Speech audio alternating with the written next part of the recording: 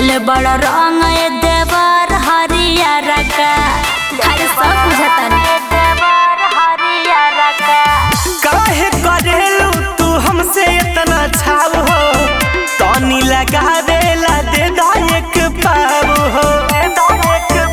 पिचकारी है यार सटावे दे बुका एगो बात बताई तो बतावे दे बुका कुसवा हाजी के रंगवा लगावे दे बुका एगो बात बताई तो बतावे दे बुका कुसवा हाजी के रंगवा लगावे दे बुका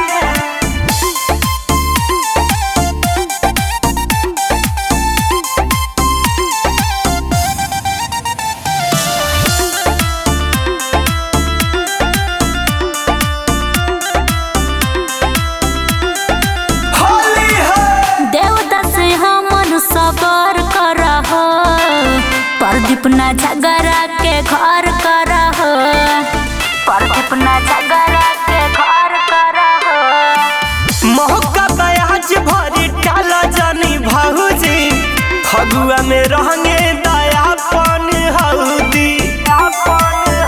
रवि रज के आज रंग ढारा कावे दे बुका